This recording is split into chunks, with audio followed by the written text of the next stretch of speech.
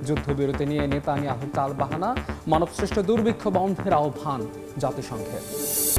ভারতের উপর যুক্তরাষ্ট্রের অতিরিক্ত 50% শুল্ক কার্যকর আজ। নয়াদিল্লির রপ্তানি খাতে বিশাল ধাক্কা, মত বিশ্লেষকদের। অর্থনীতিতেও বিরূপ প্রভাবের শঙ্কা। এবং ভয়াবহ বন্যায় বিপর্যস্ত জম্মু কাশ্মীর, 10 জনের মৃত্যু। টাইফুন কাজিকের আঘাতে লন্ডভন্ড চীন ও ভিয়েতনামের উপকূল। আশ্রয়কেন্দ্রে লাখ লাখ মানুষ।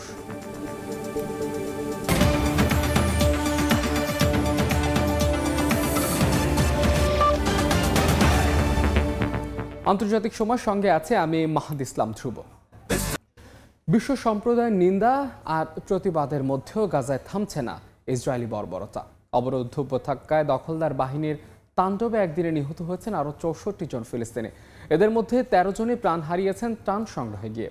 এরই মধ্যে উপত্যকাটিতে আবারও মানবসৃষ্ট দুর্ভিক্ষ বন্ধ করার আহ্বান জানিয়েছে জাতিসংঘের ফিলিস্তিনি শরণার্থী বিষয়ক সংস্থা। কাতার বলছে, যুদ্ধবিরতি নিয়ে হামাস সম্মত হলেও ইসরায়েলের নীরবতা সমঝোতায় রাজি না থাকার ইঙ্গিত। স্থানীয় সময় মঙ্গলবার গাজার বিভিন্ন জায়গায় আগ্রাসন চালায় ইসরায়েলি সেনারা। এতে প্রাণ হারান অর্ধশতাধিক বাসিন্দা। এদের মধ্যে ত্রাণ সহায়তা নিতে গিয়েও প্রাণ হারান বেশ কয়েকজন। এক বিবৃতিতে বিষয়টি নিশ্চিত করেছে উপত্যকাটির স্বাস্থ্য মন্ত্রণালয়। চলমান হামলার মধ্যেই গাজা সিটির আরও গভীরে ইসরায়েলি বাহিনী ঢুকে পড়ায় অনেকেই পরিবার নিয়ে জায়গাটি ছাড়তে বাধ্য হচ্ছেন বলে জানিয়েছে বিভিন্ন গণমাধ্যম। এরই মধ্যে উপত্যকাটিতে আবারও মানবসৃষ্ট দুর্ভিক্ষ বন্ধ করার আহ্বান জানিয়েছে জাতিসংঘের ফিলিস্তিনি শরণার্থী বিষয়ক সংস্থা UNRWA। তারা জানায়, সাহায্য পৌঁছাতে কোনো বাধা না থাকলেই কেবল এই সংকট কাটানো সম্ভব। জর্ডান ও মিশরে যথেষ্ট সরঞ্জাম মজুদ রয়েছে, যা দিয়ে 6000 ট্রাক সাহায্য গাজায় পাঠানো সম্ভব বলেও জানায় সংস্থাটি। গাজায় যুদ্ধবিরতি নিয়ে ফিলিস্তিনি স্বাধীনতাকামী সংগঠন হামাস রাজি হওয়ার কথা জানালেও এখনও কোনো প্রতিক্রিয়া জানায়নি ইসরায়েল। এ অবস্থাকে সমঝোতায় ইসরায়েলের রাজি না থাকার ইঙ্গিত হিসেবে বর্ণনা করেছে মধ্যস্থতাকারী দেশ কাতার। একই দিন যুদ্ধ থামিয়ে হামাসের সঙ্গে তেল আবিবে বিক্ষোভ করেন গাজায় আটক জিম্মিদের পরিবারের সদস্যরা। এছাড়া জেরুজালেমে প্রধানমন্ত্রী বিনিয়ামিনের কার্যালয়ের সামনে মন্ত্রিসভার বৈঠকের সময় ঢোল পিটিয়ে স্লোগান দিয়ে অবস্থান নেন বিক্ষোভকারীরা। মৌসুমী সাথী, সময় সংবাদ। সিরিয়ার রাজধানী দামেস্কে ইসরায়েলি ড্রোন হামলায় দেশটির সেনাবাহিনীর 6 শীর্ষ কর্মকর্তা নিহত হয়েছেন। স্থানীয় সময় বুধবার ভোরে দামেস্কের শহরতলি আল কিসওয়া এলাকায় সেনাবাহিনীর অবস্থান লক্ষ্য করে হামলা চালানো হয়। এর একদিন আগে দামেস্কের বাইরে নতুন করে ইসরায়েলের সামরিক অনুপ্রবেশের নিন্দা জানিয়েছিল সিরিয়া।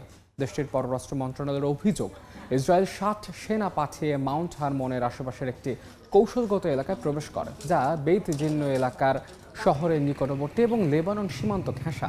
তবে এ বিষয়ে তাৎক্ষণিক কোনো প্রতিক্রিয়া জানায়নি ইসরায়েল। অস্ট্রেলিয়ায় ইহুদি বিদ্বেষমূলক কর্মকাণ্ডে মদদ দেওয়ার অভিযোগে দেশটিতে নিযুক্ত ইরানের রাষ্ট্রদূতকে বরখাস্তের ঘোষণা দিয়েছেন প্রধানমন্ত্রী অ্যান্থনি আলবানিস। একই সঙ্গে ইরানের ইসলামী বিপ্লবী বাহিনীকে সন্ত্রাসী সংগঠন হিসেবে তালিকাভুক্ত করার ঘোষণাও দিয়েছেন তিনি। এরই মধ্যে তেহরানে কূটনৈতিক কার্যক্রম স্থগিত করেছে কানবেরা। অস্ট্রেলীয়দের ইরান ভ্রমণের নিষেধাজ্ঞা জারি করা হয়েছে, যদিও ইরানের পক্ষ থেকে এখনও কিছুই জানানো হয়নি। পশ্চিমাদের সঙ্গে কূটনৈতিক উত্তেজনার মধ্যেই এবার ইরান অস্ট্রেলিয়া সম্পর্কে টানাপোড়েন দেখা দিয়েছে। অস্ট্রেলিয়ান গোয়েন্দা সংস্থা ASI ওর তথ্য মতে গত বছর অক্টোবরে সিডনির একটি রেস্টুরেন্টে এবং ডিসেম্বরে মেলবোর্নের একটি সিনাগগে হামলার পেছনে সরাসরি ইরানের সংশ্লিষ্টতা ছিল। এই অভিযোগে অস্ট্রেলিয়ায় নিযুক্ত ইরানের রাষ্ট্রদূত আহমদ সাদেগিকে বরখাস্তের ঘোষণা দিয়েছেন প্রধানমন্ত্রী অ্যান্থনি আলবানিজ। আরও কয়েকটি হামলায় ইরান জড়িত ছিল বলেও দাবি করেছে সংস্থাটি, যদিও কোনো হামলায় কেউ হতাহত হয়নি। তবে অস্ট্রেলিয়ার সামাজিক সম্প্রীতি ভাঙার চেষ্টা হয়েছে বলে মনে করছে দেশটির সরকার। আমি বহুবার বলেছি, অস্ট্রেলিয়ার জনগণ দুটি জিনিস চায়। তারা চায় মধ্যপ্রাচ্যে হত্যাকাণ্ড থামুক এবং মধ্যপ্রাচ্যের সংঘাত এখানে না আসুক। ইরান ঠিক সেটাই করার চেষ্টা করেছে। তারা অস্ট্রেলিয়ার ইহুদি সম্প্রদায়ের ক্ষতি করতে চায়, তাদের ভীত ও আতঙ্কিত করতে এবং আমাদের সমাজে ঘৃণা ও বিভাজন সৃষ্টি করতে চেয়েছে। ইরানের রাষ্ট্রদূত সহ আরও 3 কর্মকর্তাকে 7 দিনের মধ্যে অস্ট্রেলিয়া ছাড়ার নির্দেশ দেওয়া হয়েছে। পররাষ্ট্রমন্ত্রী পেনি ওং জানান, দ্বিতীয় বিশ্বযুদ্ধের পর এই প্রথমবার কোনো রাষ্ট্রদূতকে বহিষ্কার করল অস্ট্রেলিয়া। ইরানের ইসলামী বিপ্লবী বাহিনীকে সন্ত্রাসী সংগঠন হিসেবে তালিকাভুক্ত করার ঘোষণাও দিয়েছেন অস্ট্রেলিয়ার প্রধানমন্ত্রী। সরকার আইন প্রণয়ন করবে যাতে ইরানের ইসলামী বিপ্লবী গার্ড কর্পস IRGC কে সন্ত্রাসী সংগঠন হিসেবে তালিকা তালিকাভুক্ত করা হয়। They were attempts to undermine social cohesion.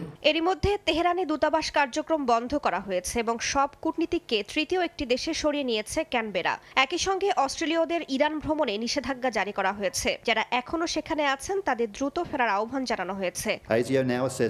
তবে তেহরানের সঙ্গে পুরোপুরি যোগাযোগ ছিন্ন করতে চায় না ক্যানবেরা। পররাষ্ট্রমন্ত্রী ওং জানান সীমিত কূটনৈতিক যোগাযোগ বজায় থাকবে।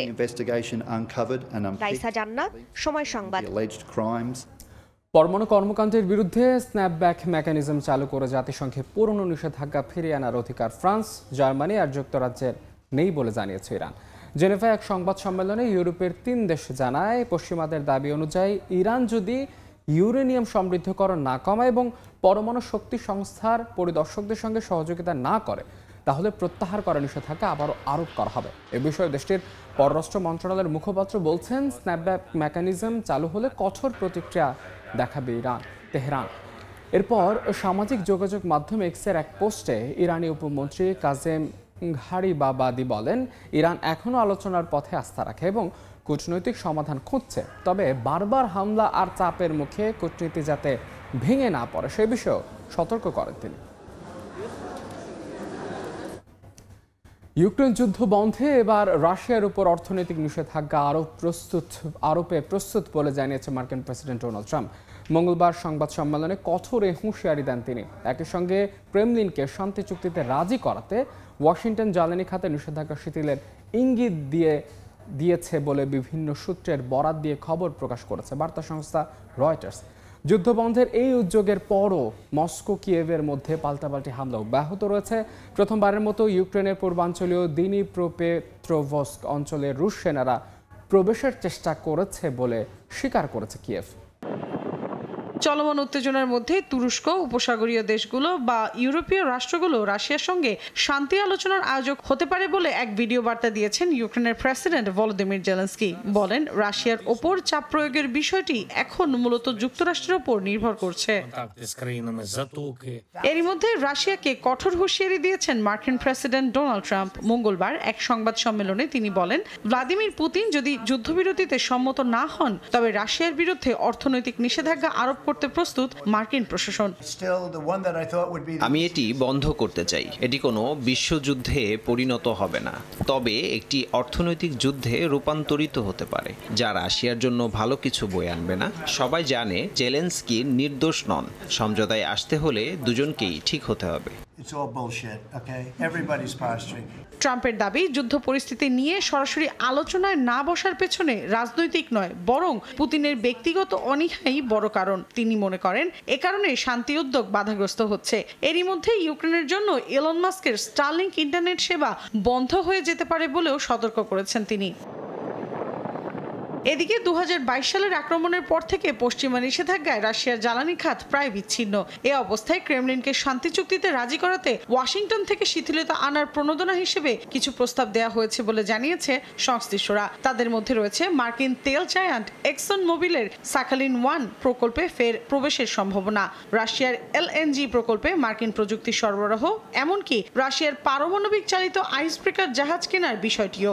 এই আলোচনা হয়েছে আগস্টে মস্কো সফরের সময়, যখন মার্কিন দূত স্টিভ উইটকফ রুশ প্রেসিডেন্ট ভ্লাদিমির পুতিন এবং বিনিয়োগ দূত কিরিল দিমিত্রিয়েভের সঙ্গে বৈঠক করেন। সূত্র বলছে, আলাস্কা সম্মেলনেও বিষয়গুলো উত্থাপিত হয়। মৌসুমী সাথী, সময় সংবাদ। ভারতের উপর ট্রাম্প প্রশাসনের আরোপ করা 50% শুল্ক কার্যকর হচ্ছে আজ থেকে। তবে শুল্কের প্রভাবে এরই মধ্যে বিপর্যস্ত হয়ে পড়েছে ভারতের রফতানি বাণিজ্য। সবচেয়ে বেশি ধাক্কা লেগেছে তৈরি পোশাক, হীরা গয়না ও চিংড়ি, এই 3 প্রধান রফতানি খাতে। বাতিল হচ্ছে একের পর এক ক্রয়াদেশ। ঝুঁকিতে পড়েছেন লাখ লাখ মানুষের কর্মসংস্থান। গেল 6 আগস্ট ভারতীয় পণ্যে অতিরিক্ত 25% শুল্ক আরোপ করেন মার্কিন প্রেসিডেন্ট ডোনাল্ড ট্রাম্প। এতে যুক্তরাষ্ট্রের বাজারে ভারতের পণ্য প্রবেশে মোট শুল্ক দাঁড়ায় 50%, যা কার্যকর হচ্ছে বুধবার থেকে। বিবিসি বলছে, নতুন শুল্ক হার কার্যকর হওয়ায় ভারত থেকে আমদানি করা শার্ট $10 পরিবর্তে $16 বিক্রি করতে হবে মার্কিন প্রতিষ্ঠানগুলোকে। এ অবস্থায় ভারতীয় প্রতিষ্ঠানের অর্ডার বাতিল করে চীন, বাংলাদেশ, ভিয়েতনাম থেকে পোশাক নিচ্ছে মার্কিন ব্র্যান্ডগুলো। অর্ডার না থাকায় কাজ হারাচ্ছেন বহু শ্রমিক। বিশ্বে উত্তোলিত প্রতি 15টি প্রাকৃতিক হীরার মধ্যে 14টিরই কাটা ও পলিশের কাজ হয় গুজরাট রাজ্যের সুরাট শহরে। বছরে $28.5 বিলিয়ন হীরা গহনা রফতানি করে ভারত, যার 1/3 যায় যুক্তরাষ্ট্রে। তবে সেই বাণিজ্য এখন 2 দশকের মধ্যে সর্বনিম্ন পর্যায়ে নেমেছে। কারখানাগুলোতে নেই আগের মতো কর্মমুখর পরিবেশ। চাপে পড়েছে ভারতের চামড়ার জুতা শিল্প। দেশটির আগ্রা শহরে হাজার হাজার মানুষ জুতা তৈরিতে কাজ করেন, সেখানেও বাড়ছে উদ্বেগ।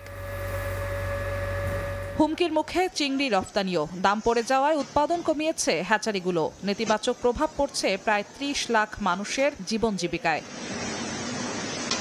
এদিকে ট্রাম্পের এই শুল্ক আরোপকে ভারতের অর্থনীতির জন্য বড় হুমকি হিসেবেই দেখছেন বিশেষজ্ঞরা।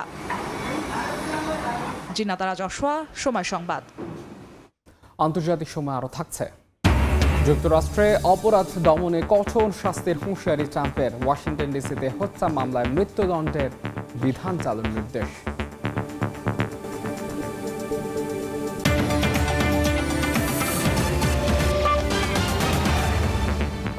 ভারী বৃষ্টিতে ভয়াবহ বন্যা ও ভূমিধসে বিপর্যস্ত ভারতের জম্মু কাশ্মীর। নিহত হয়েছেন অন্তত 10 জন। ডোডা ও কিস্তোয়ারে ভেসে গেছে ঘরবাড়ি, রাস্তাঘাট সরিয়ে নেওয়া হয়েছে বাসিন্দাদের। একই সময়ে চীন ও ভিয়েতনামে আঘাত হেনেছে টাইফুন কাজিকি। ভিয়েতনামে প্রাণ গেছে অন্তত 5 জনের।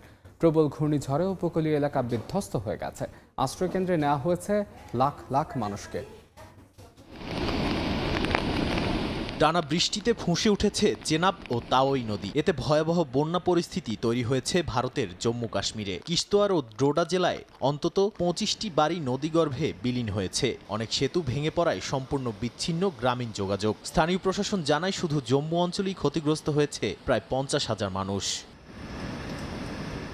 উপকূলীয় জনপদগুলোতে জরুরি সতর্কবার্তা দেওয়া হয়েছে। উদ্ধার কাজে নেমেছে সেনা ও দুর্যোগ মোকাবিলা বাহিনী। গত 1 মাসে জম্মু কাশ্মীর ও পাকিস্তান সীমান্তবর্তী এলাকায় বন্যা ও ভূমিধসে প্রায় 450-র বেশি মানুষের মৃত্যু হয়েছে। এদিকে দক্ষিণ চীনে আঘাত হেনেছে টাইফুন কাজিকি। গুয়াংডং ও হাইনান প্রদেশে ঘন্টায় 140 কিলোমিটার বেগে ঝোড়ো হাওয়া বইছে। ক্ষতিগ্রস্ত হয়েছে ঘরবাড়ি ও বিদ্যুৎ সংযোগ। চীনা কর্তৃপক্ষ জানায় 1 লাখের বেশি মানুষকে জরুরি আশ্রয় কেন্দ্রে সরানো হয়েছে। বাতিল করা হয়েছে শতাধিক ফ্লাইট ও ফেরি সার্ভিস। ভিয়েতনামের উত্তর উপকূলীয় প্রদেশগুলোতে টাইফুন কাজিকির প্রভাবে ভয়াবহ জলোচ্ছ্বাস ও প্লাবন দেখা দিয়েছে। রাজধানী হ্যানয়ের আশপাশে ব্যাপক বৃষ্টিপাতে তলিয়ে গেছে রাস্তাঘাট। দেশটির দুর্যোগ ব্যবস্থাপনা মন্ত্রণালয় জানিয়েছে প্রাণহানির পাশাপাশি কয়েক হাজার ঘরবাড়ি ক্ষতিগ্রস্ত হয়েছে। নাদিম মারজান, সময় সংবাদ। গ্র্যাড ফ্রি ইনসুলেশন যুক্ত কঙ্কা ফ্রিজ ইঁদুর থেকে সুরক্ষিত থাকে সব সময়। ভারতের সঙ্গে সংঘাতে নিজেদের প্রতিরক্ষা ব্যবস্থায় যে বড় ধরনের ঘাটতি আছে তা বুঝেছে পাকিস্তান। সেই ঘাটতি পূরণ করতে স্বাধীনতা দিবসের আগ মুহূর্তে নতুন আর্মি রকেট ফোর্স কমান্ড গঠনের ঘোষণা দিয়েছে প্রধানমন্ত্রী শাহবাজ শরীফ। বিশ্লেষকরা বলছেন এটি পাকিস্তানের দীর্ঘমেয়াদী সামরিক নীতির বড় পরিবর্তন। ৭৮তম স্বাধীনতা দিবসের অনুষ্ঠানে নতুন রকেট ফোর্স গঠনের ঘোষণা দেন পাকিস্তানের প্রধানমন্ত্রী, যাদের হাতে থাকবে আধুনিক প্রযুক্তি ও শত্রুপক্ষকে বহুদিক থেকে আঘাত হানার ক্ষমতা। বিশ্লেষকদের মতে পারমাণবিক অস্ত্রের বদলে গাইডেড প্রচলিত রকেট ও ক্ষেপণাস্ত্র এই বাহিনীর নিয়ন্ত্রণে থাকবে, যেগুলো সরাসরি সেনাবাহিনীর জেনারেল হেডকোয়ার্টার্স থেকে পরিচালিত হবে। কাতার ভিত্তিক গণমাধ্যম আল জাজিরার বিশ্লেষণধর্মী এক প্রতিবেদনে বলা হয়, নিজেদের প্রতিরক্ষা ব্যবস্থায় যে বড় ধরনের ঘাটতি আছে ভারতের সঙ্গে সংঘাতে তা বুঝতে পেরেছে পাকিস্তান। সেই ঘাটতি পূরণ করতেই স্বাধীনতা দিবসের আগ মুহূর্তে নতুন আর্মি রকেট ফোর্স কমান্ড গঠনের ঘোষণা দেন প্রধানমন্ত্রী শাহবাজ শরীফ। ফাতে 1 ও ফাতে 2 সহ স্বল্প ও মধ্যম পাল্লার প্রচলিত ক্ষেপণাস্ত্র থাকবে নতুন কমান্ডের অধীনে। এসব অস্ত্র ভারতের গভীরে নির্ভুলভাবে আঘাত হানতে সক্ষম হবে, তবে পারমাণবিক সীমা অতিক্রম করবে না। আন্তর্জাতিক বিশেষজ্ঞদের মতে এটি কেবল ভারতীয় ক্ষেপণাস্ত্র পরীক্ষার প্রতিক্রিয়া নয়, বরং বৈশ্বিক ধারা অনুসারে পাকিস্তানের দীর্ঘমেয়াদী কৌশলগত রূপান্তর।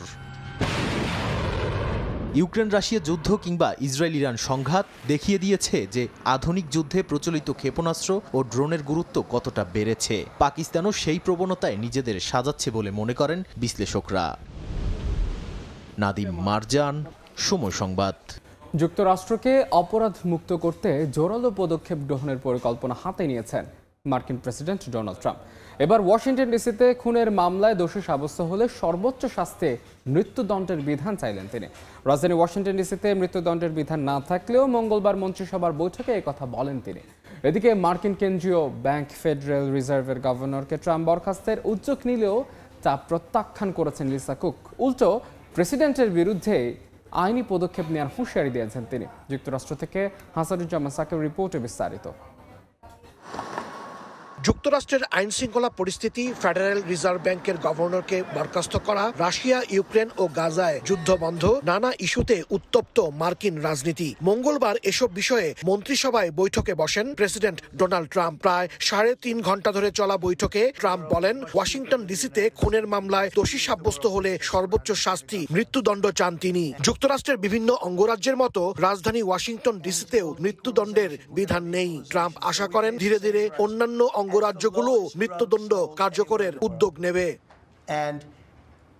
মন্ত্রিসভা বৈঠকে ট্রাম্প জানান, ওয়াশিংটন ডিসির পর অপরাধ দমনে ইলিনয়ের শিকাগোতে সেনা মোতায়েনের সিদ্ধান্ত নেওয়া হয়েছে। এ বিষয়ে তিনি বলেন, গভর্নর কেতি হুকুল চাইলে নিউ ইয়র্কেও ন্যাশনাল গার্ড মোতায়েন করা হবে। এ বিষয়ে কেতি হুকুলের কোনো মন্তব্য জানা না গেলেও ইলিনয়ের গভর্নর জেভি প্রিৎকার ট্রাম্পের সিদ্ধান্তকে প্রত্যাখ্যান করেছেন। এক সংবাদ সম্মেলনে প্রিৎকার বলেন, যুক্তরাষ্ট্রের 20টি বড় শহরের মধ্যে 13টিতেই গণহত্যা সহ অপরাধ প্রবণতা বেশি, যেগুলো ট্রাম্পের দল রিপাবলিকান শাসিত। মন্ত্রিসভার বৈঠকে ট্রাম্প আরো বলেন, হত্যা, বন্দুক সহিংসতা সহ আইন শৃঙ্খলা পরিস্থিতি যুক্তরাষ্ট্রের মধ্যবর্তী নির্বাচন ও পরবর্তী মার্কিন প্রেসিডেন্ট নির্বাচনে গুরুত্বপূর্ণ ইস্যু হয়ে উঠবে। তাই যেভাবেই হোক অপরাধ নিয়ন্ত্রণে আনা জরুরি। এদিকে কেন্দ্রীয় ব্যাংক ফেডারেল রিজার্ভের গভর্নর লিসা কুককে বরখাস্ত করার কথাও বৈঠকে জানান ট্রাম্প। কুককে মর্টগেজ প্রতারক আখ্যা দিয়ে ট্রাম্প বলেন, তার দায়িত্বে থাকার কোনো নৈতিক অধিকার নেই। প্রেসিডেন্টের নজিরবিহীন হস্তক্ষেপকে অস্বীকার করে লিসা কুক বলেছেন, ফেডারেল রিজার্ভ একটি স্বাধীন প্রতিষ্ঠান, এর ওপর প্রেসিডেন্টের নিয়ন্ত্রণের কোনো সুযোগ নেই। হাসানুজ্জামান সাকি, সময় সংবাদ, যুক্তরাষ্ট্র। আন্তর্জাতিক সময়ে আরও থাকছে। তিব্বতে চীনের বাঁধ নির্মাণের জেরে ভারতের পাল্টা পদক্ষেপ। অরুণাচল প্রদেশে সিয়াং বাঁধ নির্মাণের উদ্যোগ, গ্রাম ডুবে যাওয়ার শঙ্কায় আদিবাসীদের বিরোধিতা। মাসব্যাপী স্থবিরতার পর অবশেষে আফগান শরণার্থী গ্রহণের প্রক্রিয়া পুনরায় চালুর ঘোষণা দিয়েছে জার্মানি। মূলত আইনি চাপে পড়েই পাকিস্তানে আটকে থাকা ঝুঁকিপূর্ণ আফগান নাগরিকদের এবার ঢুকতে দেওয়া হচ্ছে জার্মান ভূখণ্ডে। এক প্রতিবেদনে এ তথ্য জানিয়েছেন বিভিন্ন গণমাধ্যম। তবে ঠিক কবে এ পদক্ষেপ বাস্তবায়নের মুখ দেখবে সে বিষয়ে নির্দিষ্ট করে কিছুই বলতে পারছে না সংশ্লিষ্টরা। দীর্ঘদিন ধরে তালেবান শাসনের ঝুঁকিতে থাকা প্রায় 2000 আফগান নাগরিককে জার্মানিতে আশ্রয়ের অনুমোদন দেয় বার্লিন। কিন্তু হঠাৎ জার্মান সরকার সেই কর্মসূচি স্থগিত করায় পাকিস্তানে আটকে ছিলেন তারা। এবার আদালতে মামলা ও মানবাধিকার গোষ্ঠীর চাপে ফের সেই প্রক্রিয়া শুরু করতে বাধ্য হলো জার্মান সরকার। এ বিষয়ে সাহায্য সংস্থা কাবুল লুফুটব্রক জানিয়েছে, যেসব পরিবারের পক্ষে আদালত রায় দিয়েছে তারা শিগগিরই পাকিস্তান ছেড়ে যেতে পারবে। কেউ কেউ মাসের পর মাস, আবার কেউ বছরের পর বছর অপেক্ষা করেছে জার্মানিতে যাওয়ার অনুমতির জন্য। নিয়মিত বাণিজ্যিক ফ্লাইটেই তাদের স্থানান্তর করা হবে বলেও জানায় সংস্থাটি। আমরা শুধুমাত্র তথ্য পেয়েছি। পররাষ্ট্র দপ্তর আইনজীবীদের সঙ্গে যোগাযোগ করেছিল। শীঘ্রই এটি শুরু হবে বলে আমরা ধারণা করছি। তবে ঠিক কখন বাস্তবায়িত হবে সে সম্পর্কে এখনো আমাদের কাছে সুনির্দিষ্ট ইঙ্গিত নেই। তবে জার্মান স্বরাষ্ট্র মন্ত্রণালয় বলছে, শুধুমাত্র আগে থেকেই অনুমোদনপ্রাপ্ত আফগান নাগরিকরাই যাচাই বাছাইয়ের পর প্রবেশাধিকার পাবেন। প্রত্যেককে আলাদাভাবে কেস পর্যালোচনার মধ্য দিয়ে যেতে হবে। পাশাপাশি পাকিস্তান সরকারের কাছ থেকে এক্সিট পারমিট নিশ্চিত করাও বাধ্যতামূলক বলে জানা গেছে। মানবাধিকার গোষ্ঠীগুলোর দাবি, জার্মানির এই দীর্ঘসূত্রিতা হাজারো পরিবারকে অনিশ্চয়তার মধ্যে রেখেছিল। পাকিস্তানের ক্রমবর্ধমান অভিবাসন বিরোধী অবস্থান এবং জোরপূর্বক প্রত্যাবাসন কর্মসূচির মধ্যে এই সিদ্ধান্তে কিছুটা স্বস্তি ফিরবে বলে মনে করছেন তারা। মৌসুমীর সাথী, সময় সংবাদ। মালদ্বীপের থুটু আইল্যান্ডে কর্মরত প্রবাসীদের জন্য ভ্রাম্যমাণ কনসুলার সেবা ও কল্যাণ ক্যাম্প চালু করেছে বাংলাদেশ হাইকমিশন। হাইকমিশন জানিয়েছে, প্রবাসীদের স্বার্থে এ ধরনের কার্যক্রম পর্যায়ক্রমে মালদ্বীপের অন্যান্য দ্বীপেও চালানো হবে। খন্দকার ওমর ফারুকের তথ্য, ছবিতে বিস্তারিত। রাজধানী মালে থেকে প্রায় ৭০ কিলোমিটার দূরে থুডু আইল্যান্ড। এ দ্বীপে প্রায় ৫ শতাধিক প্রবাসী বাংলাদেশি বিভিন্ন প্রতিষ্ঠানে কর্মরত। তাদের জন্যই প্রথমবারের মতো আয়োজন করা হলো ভ্রাম্যমাণ কনসুলার সেবা ও কল্যাণ ক্যাম্প। 2 দিনব্যাপী চলা এই ক্যাম্পে ই পাসপোর্ট, এনআইডি, ওয়েজ আর্নার্স কল্যাণ বোর্ডের মেম্বারশিপ কার্ড সহ বিভিন্ন জরুরি সেবা দেওয়া হয় প্রবাসীদের। মিশন কর্মকর্তাদের সরাসরি সেবা পেয়ে সন্তুষ্টি জানান অনেকে। বাংলাদেশের পাসপোর্টের সমস্যার কারণে যা ওয়েজ আর্নার্স কার্ডগুলা আমরা এখানে সুন্দর মতো ফ্রিতে এখানে আমরা কাজটা করতে পারছি। ই পাসপোর্ট, বিএমইটি কার্ড দেওয়ার জন্য আমরা সবাই আনন্দিত এবং আমাদের সময় অনেক বাঁচছে। টুডু আইল্যান্ডে আমরা কার্ড বানাই দিয়েছে, খুব উপকার পাইছি আমরা। ধন্যবাদ জানাই বাংলাদেশ হাই কমিশনার। আশা করি বাংলাদেশের হাই কমিশন স্যারেরা এই কাজগুলা সবসময়ের জন্য অব্যাহত রাখবো এবং আমরা চাই যে বাংলাদেশের যে কোনো আইল্যান্ডে হোক যে এই কাজগুলো যেমন সবসময়ের জন্য অব্যাহত থাকে। ক্যাম্প শেষে হাই কমিশনের প্রতিনিধি দল দ্বীপের কাউন্সিলর আহমেদ কারামের সঙ্গে বৈঠক করেন। আলোচনায় প্রবাসীদের বৈধকরণ, সুযোগ সুবিধা বৃদ্ধি এবং অন্যান্য কল্যাণমূলক উদ্যোগের প্রসঙ্গ উঠে আসে। আমাদের এই উদ্যোগটি অব্যাহত থাকবে। আমরা মালদ্বীপের আরো যে বিভিন্ন আইল্যান্ডে আমাদের প্রবাসী ভাইরা আছে সেখানে আমরা যাব এবং তাদের সেবার সময় সেখানে দেওয়ার চেষ্টা করব যাতে করে তাদের এই উপকারটি হয়। প্রবাসীদের স্বার্থ রক্ষায় এমন কার্যক্রম ধারাবাহিকভাবে মালদ্বীপের অন্যান্য দ্বীপেও চালানো হবে বলে জানা গেছে।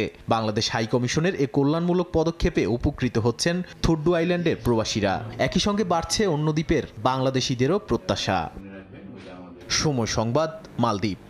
তিব্বতে চীনের সবচেয়ে বড় বাঁধ নির্মাণের জবাবে ভারতের অরুণাচল প্রদেশে শুরু হতে যাচ্ছে বিশাল আপার সিয়াং বাঁধ প্রকল্প।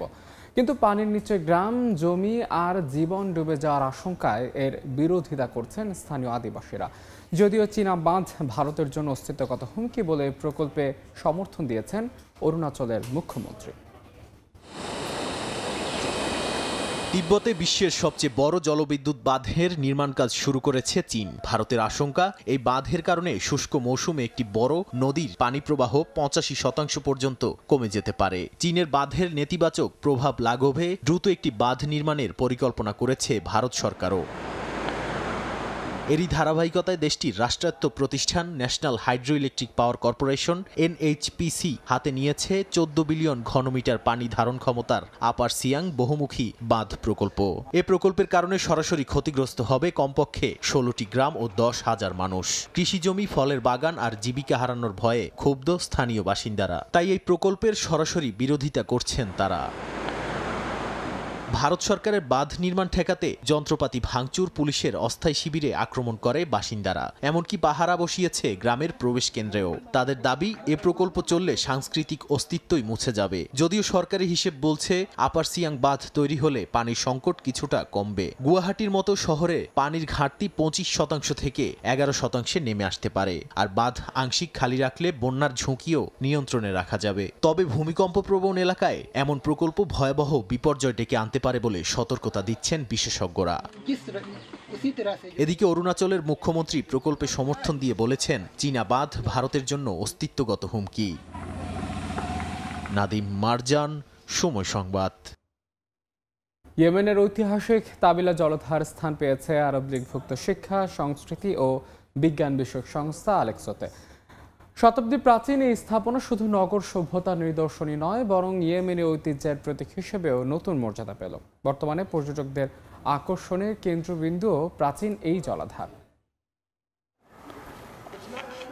ইয়েমেনের উপকূলীয় শহর এডেন, যেখানে অবস্থিত বিশ্বের অন্যতম প্রাচীন জলাধার তাবিলা। শহরের প্রাণকেন্দ্রে থাকা শামসন পর্বত কেটে তৈরি করা হয়েছিল প্রাচীন এই জলাধার। ইয়েমেনের পুরনো এই জলাধারটি এবার স্থান পেয়েছে আরব স্থাপত্য ও নগর ঐতিহ্যের তালিকায়।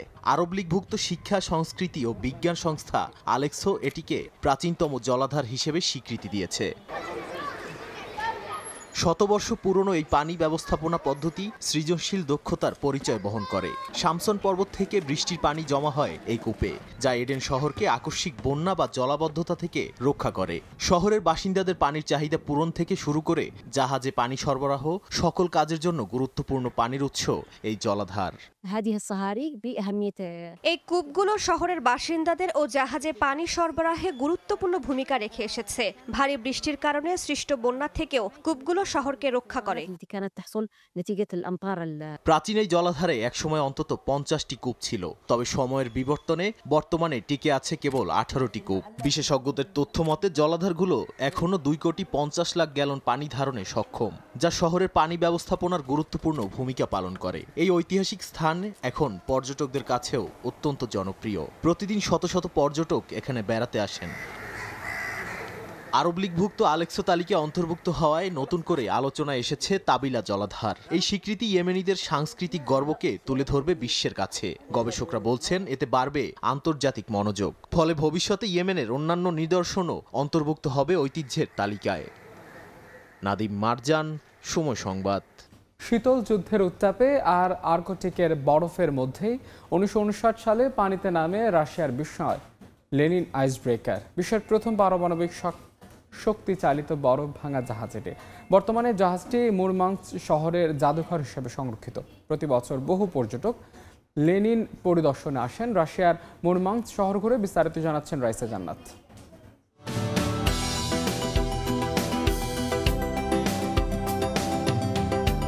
প্রায় 30 বছর ধরে আর্কটিক রুটে দাপিয়ে বেড়ানোর পর এখন অবসরে রাশিয়ার মুরমানস্ক সমুদ্র বন্দরে দাঁড়িয়ে আছে এক যুগান্তকারী প্রযুক্তির নিদর্শন হিসেবে। বলছি বিশ্বের প্রথম পারমাণবিক বরফ ভাঙার জাহাজ লেনিনের কথা। এই মুহূর্তে আমি দাঁড়িয়ে আছি বিশ্বের অন্যতম বিখ্যাত পারমাণবিক আইস ব্রেকার লেনিনের সামনে। এটি 1959 সালে সোভিয়েত ইউনিয়নের সময় তৈরি হয়েছিল। বর্তমানে এটি জাদুঘর হিসেবে সংরক্ষিত আছে। 1956 সালে তৎকালীন সোভিয়েত ইউনিয়ন সিদ্ধান্ত নেয় আর্কটিক রুটকে সারা বছর চালু রাখতে হবে। এর জন্য দরকার এমন একটি জাহাজ যা সবচেয়ে কঠিন বরফও ভেঙে ফেলতে সক্ষম। 3 বছরের নির্মাণ শেষে 1959 সালের 3 ডিসেম্বর বিশ্বের প্রথম পারমাণবিক বরফ ভাঙার জাহাজ হিসেবে আনুষ্ঠানিকভাবে যাত্রা শুরু করে লেনিন। পাভেল এ পোনোমারেভ ছিলেন লেনিনের প্রথম ক্যাপ্টেন। সোভিয়েত ইউনিয়নের সামুদ্রিক ইতিহাসে এক নতুন অধ্যায়ের সূচনা করেছিল লেনিন। 30 বছর আর্কটিক মহাসাগরের কঠিন পরিবেশে নিরলসভাবে কাজ করেছে জাহাজটি। লেনিনে প্রথম দিকে 3টি পারমাণবিক রিয়্যাক্টর বা চুল্লি ব্যবহৃত হতো, যা পরে কমিয়ে আনা হয় 2টিতে। ওকে 900 রিয়্যাক্টর দিয়ে পরিচালিত হতো জাহাজটি। প্রতিটি শক্তি উৎপাদন ক্ষমতা ছিল 159 মেগাওয়াট। এটি 3 মিটার পুরু বরফও সহজে ভেঙে ফেলত। লেনিন প্রায় 4 বছর পর রিফুয়েলিং এর জন্য ডকে ফিরত। লেনিন আনুষ্ঠানিকভাবে 1989 সালে অবসরে যায়। আইসব্রেকারের আসবাবপত্র, অভ্যন্তরীণ সাজসজ্জা এবং যান্ত্রিক অংশগুলো তাদের মূল অবস্থাতেই সংরক্ষিত রয়েছে। ক্রুদের মানসিক চাপ কমানোর জন্য রিল্যাক্সেশন রুম, লাইব্রেরি ও সিনেমা দেখার ব্যবস্থারও দেখা মিলবে এখানে। লেনিনের মেডিকেল সুবিধা চোখে পড়ার মতো। আর্কটিক অঞ্চলে ও প্রতিকূল পরিবেশে চলাচলের কারণে বাইরে চিকিৎসা সহায়তা পাওয়া স্বাভাবিকভাবেই প্রায় অসম্ভব ছিল। জরুরি অপারেশনের জন্য অপারেশন থিয়েটার, ওষুধপত্র ও চিকিৎসা সরঞ্জাম সব সুবিধাই ছিল লেনিনে। এখনও সুসজ্জিত আছে সেগুলো। ঘুরতে ঘুরতে চোখ থমকে গেল একটি ছবিতে, যেখানে ফিদেল কাস্ট্রোকে দেখা যাবে। এই আইস ব্রেকারে একসময় ফিদেল কাস্ট্রো, সাবেক মার্কিন ভাইস প্রেসিডেন্ট রিচার্ড নিক্সনের মতো খ্যাতিমান ব্যক্তিরাও এসেছিলেন। প্রতি বছর 60,000-এর বেশি পর্যটক লেনিন দেখতে আসেন। It's fantastic. It takes us back to 1959, the days when the first nuclear-powered icebreaker ship was built. Lenin পরিদর্শন শেষে বাইরে বের হতেই দেখা মিলল পর্যটকদের ভিড়, যারা এক নজর বিশ্বের প্রথম পারমাণবিক আইসব্রেকার দেখার অপেক্ষায় রয়েছেন। রাইসা জান্নাত, সময় সংবাদ। আন্তর্জাতিক সময়ের শীর্ষ সংবাদগুলো জানিয়ে দিচ্ছে আরেকবার। যুদ্ধবিরতি নিয়ে নেতানিয়াহুর টালবাহানা, মানবসৃষ্ট দুর্ভিক্ষ বন্ধের আহ্বান জাতিসংঘের। এবং ভয়াবহ বন্যায় বিপর্যস্ত জম্মু কাশ্মীর, 10 জনের মৃত্যু। টাইফুন কাজিকের আঘাতে লন্ডভন্ড চীন ও ভিয়েতনামের উপকূল, আশ্রয় কেন্দ্রে লাখ লাখ মানুষ।